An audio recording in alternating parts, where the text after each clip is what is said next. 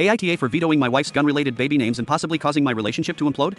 My wife comes from a redneck area with a lot of, in my opinion, very strange gun culture. She has a small gun collection herself but only keeps one of her handguns in our home for defense, storing the rest in a storage unit. She does this for my sake because guns make me uncomfortable, and I keep my small Funko Pop collection in that same storage unit because she finds them creepy. With that context out of the way, she's now pregnant with twins. We're not sure of the genders, but when we started talking about names, we both agreed that each of us would have veto power. Once we began discussing names, she said she was set on naming a girl Remington or a boy Colt. I vetoed both, citing my discomfort with guns, and she responded that it was just a name and I should get over it. She pointed out that I got to name our first child, which is an exaggeration, but our first did end up with a modified version of my mom's name. She suggested calling Remington Remy or using Colton with the nickname Colt, and I said I'd be okay with Colton as a middle name but would never call him Colt, even if she did. She called me unreasonable and dropped the conversation. Now she's on a name boycott, refusing to discuss names with me until I agree to Colt or Remington as a possible first name. I told her that this is a hard boundary for me, no gun names, and that's final. She called me a snowflake soy boy, which is odd because, other than guns, I'm a very typical manly dude, and is threatening to divorce me and keep me out of the hospital so she can name them whatever she wants. Now I'm panicking that I might lose my love and future kids over my own stubbornness. AITA? Update. This morning, my wife came to me and apologized for what she said, blaming her hormones for making her angry and irrational. I told her that while her insult hurt, it was her threatening to divorce me and keep me away from our kids that really freaked me out. I asked her to try couples counseling, and she agreed. We then cautiously reopened the conversation about baby names and eventually agreed on Colton John and Samuel Michael. Michael is her deceased grandfather's name, so it's very meaningful, for boys and Remy Annabelle and Kimberly Eliza for girls. I'm well aware she will call Kimberly Kimber and Colton Colt, but sometimes we need to compromise, and they'll be Colton and Kimberly to me unless they tell me otherwise.